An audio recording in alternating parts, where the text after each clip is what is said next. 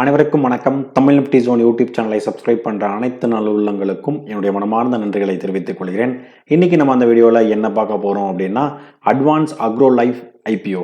இந்த கம்பெனி எந்த விதமான பிஸ்னஸ் பண்ணிகிட்டு இருக்காங்க, இந்த ஐபிஓ எப்போ ஓப்பன் பண்ணுறாங்க, க்ளோஸ் பண்ணுறாங்க, லிஸ்டிங்கில் வராங்க, இவங்களுடைய ஃபினான்ஷியல் ஸ்டேட்டஸ் எப்படி இருக்குது, ஃபைனலாக கிரே மார்க்கெட் ப்ரீமியம் எந்த அளவுக்கு ரன் ஆகிட்டு இருக்கு, லிஸ்டிங் கெயினுக்காக இந்த ஐபிஓ அப்ளை பண்ணலாமா வேணாமா அப்படின்றத டீட்டெயில்டாக ஒன் பை ஒன்னாக நம்ம தமிழில் பார்க்க போகிறோம்.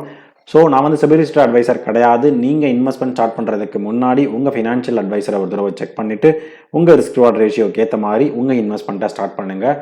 இந்த video full and full disclaimer applicable. ஓகேங்க. So Advance Agro Life IPO. So இந்த கம்பெனி 2002 இவங்க என்ன பண்ணியிருக்காங்க, இன்கார்பரேட் வந்து பண்ணியிருக்காங்க. இவங்களுடைய மெயின் பிஸ்னஸ் அப்படின்னு என்னன்னு பார்த்தீங்கன்னா, அக்ரோ கெமிக்கல் ப்ராடக்ட்ஸ் வந்து என்னென்னா மேனுஃபேக்சரிங் பண்ணுறது தான் எங்களுடைய மெயின் பிஸ்னஸ் அப்படின்றத சொல்கிறாங்க.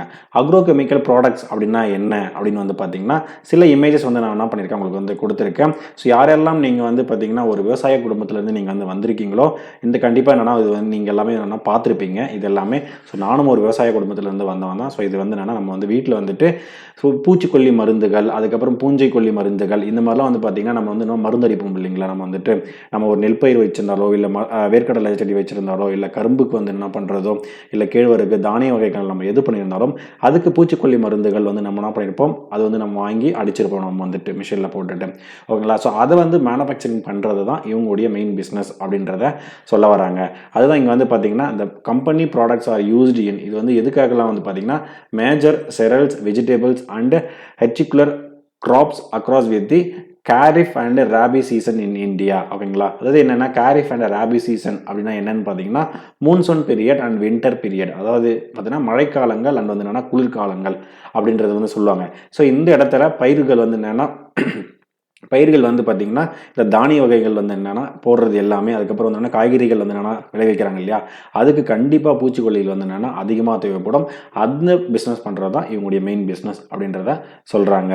ஸோ இவங்களுடைய ப்ராடக்ட் போர்ட்ஃபோலியோ என்ன அப்படின்னு பார்த்தீங்கன்னா அக்ரோ கெமிக்கல்ஸ். அதுதான் வந்து என்னென்னா இதில் பார்த்தீங்கன்னா போட்டிருப்பாங்க. ஏன்னா ஒரே உங்களுக்கு தமிழில் வந்து நான் சொல்கிறேன், பூச்சிக்கொல்லிகள், பூஞ்சை கொல்லிகள். ஓகேங்களா. ஸோ அந்த பிளான்ட் வந்து க்ரோத் ஆகிறதுக்கான இந்த ரெண்டு விதமான பண்ணுறது தான் வந்து பார்த்தீங்கன்னா அக்ரோ கெமிக்கல்ஸ் அப்படின்றத சொல்கிறாங்க.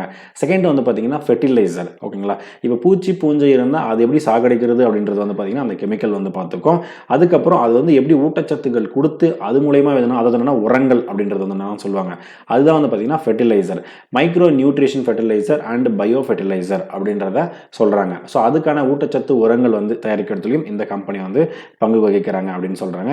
அதுக்கப்புறம் ஃபர்தராக வந்து பார்த்தீங்கன்னா டெக்னிக்கல் கிரேட் ப்ராடக்ட்ஸ், அதாவது என்னென்னா அந்த கெமிக்கல் ப்ராடக்ட்ஸ் ரெடி பண்ணுறாங்க இல்லையா, அதனுடைய மூலக்கூறுகள் உருவாக்குறதுலையும் இவங்க என்ன பண்ணுறாங்க, இவங்க வந்து இருக்காங்க, இந்த பிஸ்னஸில் வந்து இருக்காங்க அப்படின்றதான் சொல்கிறாங்க. ஓகேங்களா.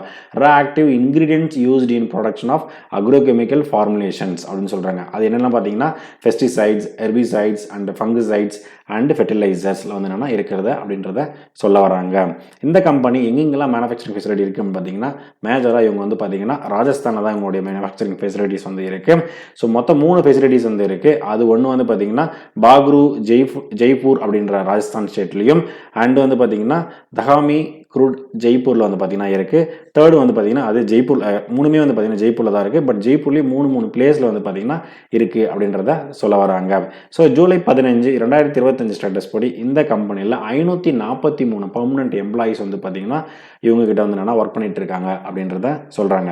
ஒரு ஷார்ட் அண்ட் ஸ்வீட்டாக இவங்க எந்த விதமான பிஸ்னஸ் பண்ணுறாங்க அப்படின்றத நம்ம என்ன பண்ணியிருக்கோம் பார்த்துருக்கோம். அடுத்ததாக இன்ஃபர்மேஷன் பார்க்குறதுக்கு முன்னாடி நான் உங்ககிட்ட ரெக்வஸ்ட் பண்ணுறது என்ன அப்படின்னு பார்த்தீங்கன்னா, நம்ம யூடியூப் சேனலில் போடுற வீடியோஸ் எல்லாமே உங்களுக்கு பிடிச்சிருந்தா இந்த யூடியூப் சேனலில் வந்து என்ன பண்ணுங்கள், சப்ஸ்கிரைப் பண்ணிவிட்டு உங்கள் ஃப்ரெண்ட்ஸ் அண்ட் ஃபேமிலிக்கு என்ன பண்ணுங்கள், ஷேர் பண்ணி விடுங்க. இப்போது ஐபிஓ எப்போ ஓப்பன் ஆகுது, க்ளோஸ் ஆகுது, ஃபுல் டீடைல்ஸ் நம்ம வந்து பார்ப்போம். செப்டம்பர் 30 அக்டோபர் 3 வரைக்கும் இந்த ஐபிஓ வந்து பார்த்தீங்கன்னா ஓப்பன் பண்ணுறாங்க. ஃபேஸ் வேல்யூ 10 ரூபா பர் ஷேரில் இவங்க வராங்க. இஷ்யூ ப்ரைஸ் பேண்ட் வந்து இவங்க ஃபிக்ஸ் பண்ணியிருக்கிறது 95 ரூபாயிலிருந்து 100 ரூபா வரைக்கும் இவங்க என்ன பண்ணியிருக்காங்க, ஃபிக்ஸ் பண்ணியிருக்காங்க. ஒரு லாட் சைஸுக்கு 150 ஷேர்ஸ் வந்து அலோகேட் பண்ணியிருக்காங்க. டோட்டல் இஷ்யூ சைஸ் அப்படின்னு பார்க்கும்போது 192 கோடியே 86 லட்சம் அளவுக்கு இவங்க என்ன பண்ணுறாங்க, இஷ்யூ சைஸ் வந்து வராங்க. இந்த கம்பெனியில் ஒர்க் பண்ணுற எம்ப்ளாயிஸுக்காக 5 ரூபாய் வந்து என்னென்னா டிஸ்கவுண்ட் பண்ணிவிட்டு அவங்க அப்ளிகேஷன் வந்து என்ன பண்ண முடியும், ரைஸ் வந்து பண்ண முடியும். பிஎஸ்சி அண்ட் என்எஸ்சி 2 ஸ்டாக் எக்ஸ்சேஞ்சிலையும் இவங்க வந்து லிஸ்டிங்கில் வராங்க. இந்த கம்பெனி எப்போ ஓப்பன் பண்ணுறாங்க க்ளோஸ் பண்ணுறாங்க அப்படின்றத பார்த்தோம். அக்டோபர் 6ஆம் தேதி அன்னைக்கு இந்த கம்பெனியோட அலாட்மெண்ட் வந்து நமக்கு வந்து தெரிய வரும். ஒரு லேட் நைட் நமக்கு தெரிய வரும். அக்டோபர் 7ஆம் தேதி அன்னைக்கு நமக்கு வந்து அலாட்மெண்ட் நடந்திருந்ததுன்னா நம்ம டிமேட் அக்கௌண்ட்டுக்கு ஷேர்ஸ் வந்து என்ன பண்ணுவாங்க கொடுப்பாங்க.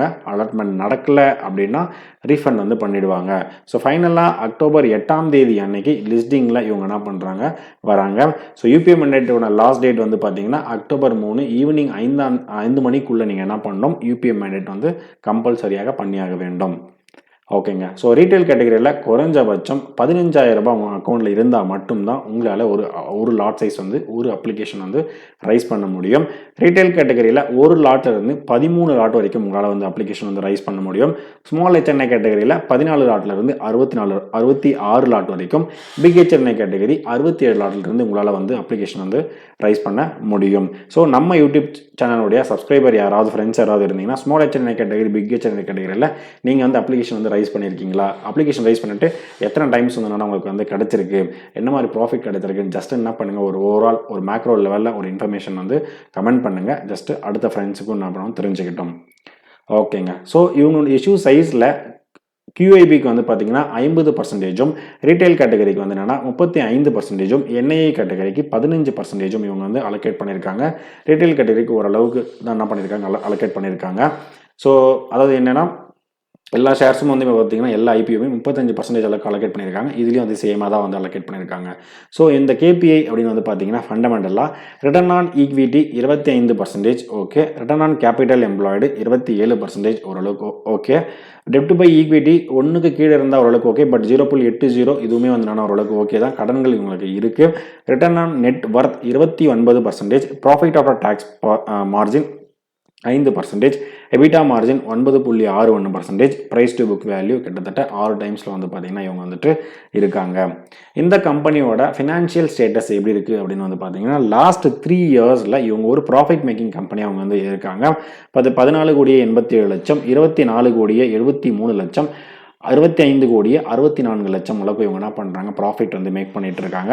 இந்த கம்பெனியோட அசட் அப்படின்னு நம்ம பார்க்கும்போது 179 கோடி, 259 கோடி, 351 கோடி வந்து பார்த்தீங்கன்னா ஒரு கிராஜுவலான ஒரு இம்ப்ரூவ்மெண்ட் இவங்க என்ன பண்ணுறாங்க இயர் ஆன் இயர் வந்து கொடுத்துட்டு இருக்கிறதும் ஒரு நல்ல நியூஸாக வந்து பார்க்கப்படுது. பட் டோட்டல் பாரோயிங்கும் பார்த்தீங்கன்னா இவங்களுடைய இன்க்ரீஸ் ஆகிட்டு இருக்கிறது ஒரு ஸ்லைட்லி நெகட்டிவ் அப்படின்றதும் பார்க்கப்படுது. இந்த கம்பெனியோட EPS earning per shares அப்படின்னு பார்க்கும்போது 5.70 3.99 கன்வெர்ட் ஆகுது. PE ரேஷியோ 17.55 25.07 வந்து பார்த்தீங்கன்னா கன்வெர்ட் ஆகுது. ஓகேங்களா. ஸோ இந்த கம்பெனி ஃபைனலாக நான் வந்து ஒரு லிஸ்டிங் கெயினுக்காக, அதாவது என்னென்னா எனக்கு வந்து என்னென்னா ஒரு IPO அப்ளை பண்ணணும், அதுக்கப்புறம் என்னென்னா ப்ராஃபிட் வந்தோன்னா லிஸ்டிங் கெயினுக்காக நான் வெளியில் வரணும் அப்படின்னு நினச்சிங்கன்னா கிரே மார்க்கெட் பிரீமியம் இந்த IPO 10% அளவுக்கு பாசிட்டிவ்ல வந்து என்னென்னா ரன் ஆகிட்டு இருக்கு. ஓகேங்களா. ஸோ இந்த 10% மேபி ஒரு 5 to 10% வந்து மார்க்கெட் சுச்சுவேஷனுக்காக கண்டிப்பாக ஃப்ளெக்சிபிள் வந்து என்னென்னா இருக்கும். நீங்கள் வந்து இந்த IPO அப்ளை பண்ண போகிறீங்க அப்படின்னா அப்ளைன்றதை போடுங்க. அப்ளை பண்ண போகிறது அப்படின்னா நாட் டு அப்ளை அப்படின்றத வந்து என்ன பண்ணுங்கள் கமெண்ட் செக்ஷனில் கமெண்ட் பண்ணுங்கள். ஓகேங்களா. இதுதான் நான் கலெக்ட் பண்ண டேட்டா. இந்த வீடியோ உங்களுக்கு பிடிச்சிருந்தா லைக் பண்ணுங்கள். அடிஷ்னல் இன்ஃபர்மேஷன் தெரிஞ்சிருந்தாலும் கண்டிப்பாக கமெண்ட் பண்ணி விடுங்க. நம்ம யூடியூப் சேனலோட கண்டென்ட் உங்கள் ஃப்ரெண்ட்ஸ் அண்ட் ஃபேமிலிக்கு ஷேர் பண்ணி விடுங்க. ஃபைனலாக எனக்கு சப்ஸ்கிரைப் பண்ணிவிட்டு சப்போர்ட் பண்ணிட்டு இருக்க அனைத்து நண்பர்களுக்கும் நன்றி நண்பர்களே.